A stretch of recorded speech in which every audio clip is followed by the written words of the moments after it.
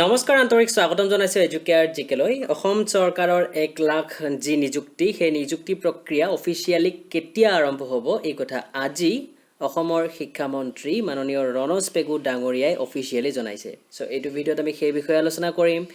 ভিডিঅ'টো শেষলৈকে চাব ভাল লাগিলে লাইক কমেন্ট এণ্ড শ্বেয়াৰ কৰিব আৰু যদিহে এতিয়ালৈকে আমাৰ চেনেলটো সাবস্ক্ৰাইব কৰা নাই সাবস্ক্ৰাইব কৰি ল'ব লেটেষ্ট আপডেটৰ বাবে সো আজি ৰণোজ পেগু ডাঙৰীয়াই এখন সংবাদমেল সম্বোধন কৰিছিল তেখেতে তাতেই জানিবলৈ দিছে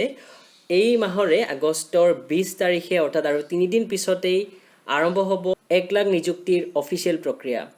অফিচিয়েলি এই কাম আৰম্ভণি কৰা হ'ব অহা 20 আগষ্ট 2021 তাৰিখে কাৰণ হেদিনাখন এই নতুন চৰকাৰখনৰ 100 দিন পূৰণ হ'ব আৰু সেই দিনটোতে তেওঁলোকে এক কাৰ্যসূচীৰ আয়োজন কৰিছে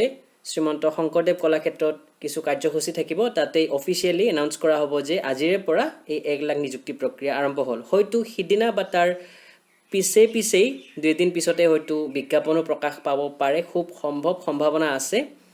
আৰু প্ৰথমতে সেই অনুষ্ঠানটোত শিক্ষা বিভাগৰ অনুকম্পামূলক নিযুক্তিৰো কাম কৰা হ'ব সেই বিষয়ে তেখেতে আজি জানিবলৈ দিছে সো আহকচোন তেখেতৰ মুখেৰে আজিৰ সেই বিশেষ মন্তব্যখিনি শুনি লওঁ অহা 20 তাৰিখে আমাৰ চৰকাৰখনৰ 100 দিন সম্পূৰ্ণ হ'ব 100 দিন সম্পূৰ্ণ হোৱা উপলক্ষে আমি সেইদিনাখন আবেলি 4 বজাত শংকৰদেৱ কলাক্ষেত্ৰত এক কাৰ্যসূচী ৰাখিছোঁ যি কাৰ্যসূচীত